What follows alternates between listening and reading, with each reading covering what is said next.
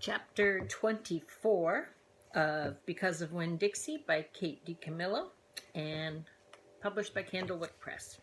Chapter 24. Hang on. Okay.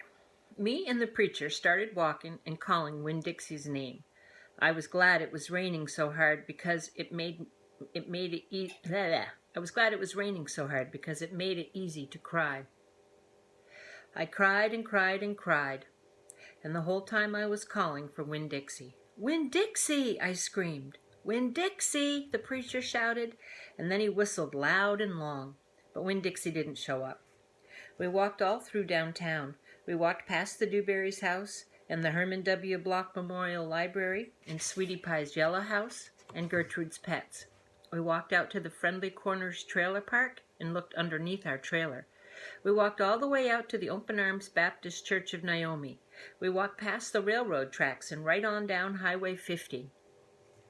Cars were rushing past us, and their taillights glowed red, like mean eyes staring at us. "Daddy," I said, "Daddy, what if he got run over?" "Opal," the preacher said, "we can't worry about what might have happened. All we can do is keep looking." We walked and walked, and in my head I started on a list of 10 things that I knew about Winn-Dixie. Things I could write on big old posters and put up around the neighborhood. Things that would help people look for him. Number 1 was that he had a pathological fear of thunderstorms. Number 2 was he liked to smile, using all his teeth. Number 3 was he could run fast. Number 4 was that he snored.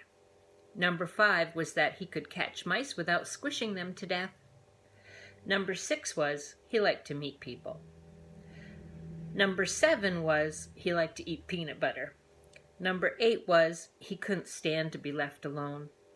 Number 9 was he liked to sit on couches and sleep in beds. Number 10 was he didn't mind going to church. I kept on going over and over the list in my head. I memorized it the same way I had memorized the list of 10 things about my mama. I memorized it so if I didn't find him, I would have some part of him to hold on to. But at the same time, I thought of something I had never thought of before, and that was that a list of things couldn't even begin to show somebody the real Winn-Dixie, just like a list of 10 things couldn't ever get me to know my mama, and thinking about that made me cry even more. Me and the preacher looked for a long time, and finally he said we had to quit. "But Daddy," I said, "Winn-Dixie's out there somewhere. We can't leave him." "Opal," the preacher said, "we have looked and looked, and there's only so much looking we can do." "I can't believe you're giving up," I told him. "India, Opal," the preacher said, rubbing his nose, "don't argue with me." I stood and I stared at him. The rain had let up some. It was mostly a drizzle now. "It's time to head back," the preacher said. "No," I told him. "You go ahead and go, but I'm going to keep on looking." "Opal," the preacher said in a real soft voice, "it's time to give up now." "You always give up," I shouted. "You're always pulling your head inside your stupid old turtle shell. I bet you didn't even go out looking for Mama when she left. I bet you just let her run off too." "Baby," the preacher said, "I couldn't stop her. I tried. Don't you think I wanted her to stay too? Don't you think I miss her every day?" He spread his arms out wide and then dropped them to his side. "I tried," he said, "I tried." And then he did something I couldn't believe. He started to cry. The preacher was crying. His shoulders were moving up and down, and he was making snuffly noises. "And don't believe that losing Winn-Dixie doesn't upset me as much as it does you," he said. "I love that dog. I love him too." "Daddy," I said. I went and wrapped my arms around his waist. He was crying so hard he was shaking. "It's all right," I told him. "It's okay. Shh." I said to him like he was a scared little kid. "Everything will be okay." We stood there hugging and rocking back and forth, and after a while the preacher stopped shaking, and I still held on to him, and finally got the nerve to ask the question I wanted to ask. "Do you think she's ever going to come back?" I whispered. "No," the preacher said. "No, I do not. I've hoped and prayed and dreamed about it for years, but I don't think she'll ever come back. Gloria says that you can't hold on to anything, that you can only love what you've got while you've got it.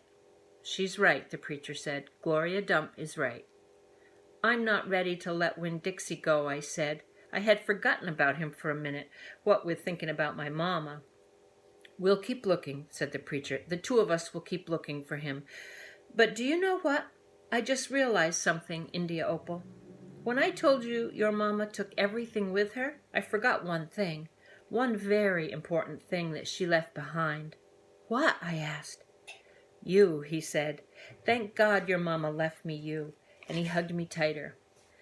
I'm glad I've got you too, I told him, and I meant it. I took hold of his hand, and we started walking back into town, calling and whistling for Winn-Dixie the whole way. Chapter 25. We heard the music before we even got to Gloria Dump's house. We heard it almost a block away. It was guitar playing and singing and clapping. I wonder what's going on, my father said. We walked up Gloria's sidewalk and around back, through her yard and into her kitchen. What we saw was Otis playing his guitar, and Miss Franny and Gloria sitting there smiling and singing, and Gloria holding Sweetie Pie in her lap. Amanda and Dunlap and Stevie were sitting on the kitchen floor, clapping along and having the best possible time. Even Amanda was smiling. I couldn't believe they were so happy when Winn-Dixie was missing. We didn't find him, I shouted at them.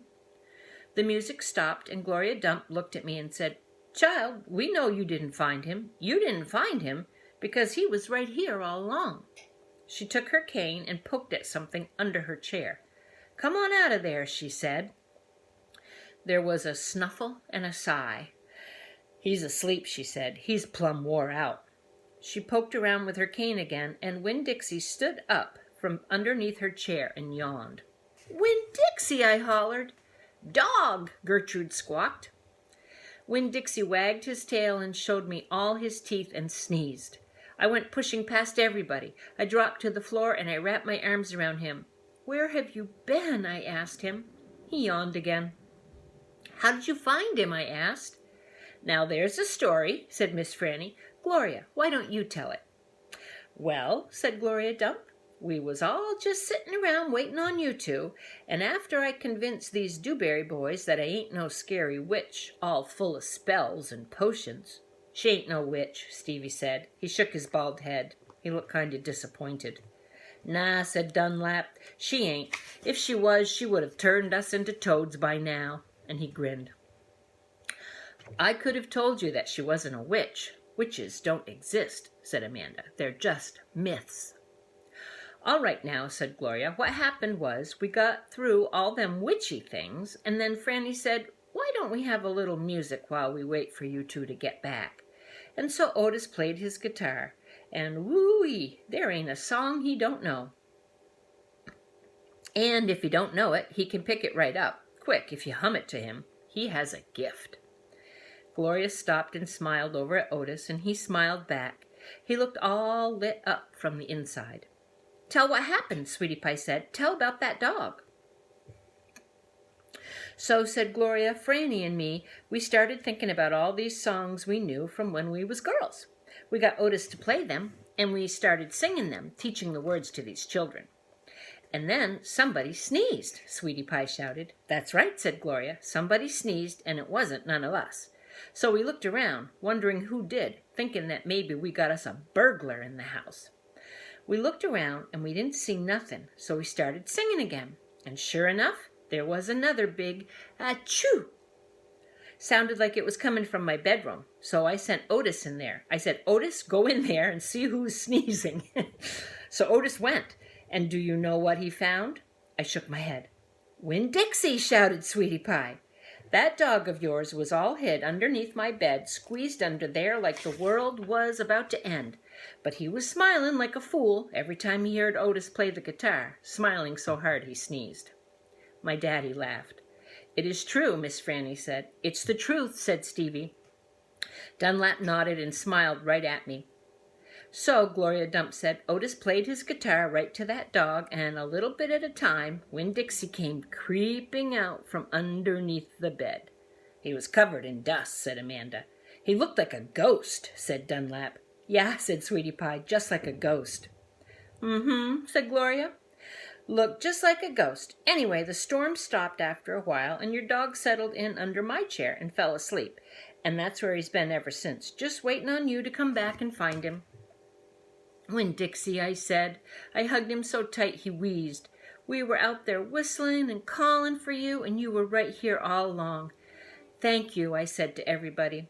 "Well," said Gloria Dump, "we didn't do nothing. We just sat here and waited and sang some songs.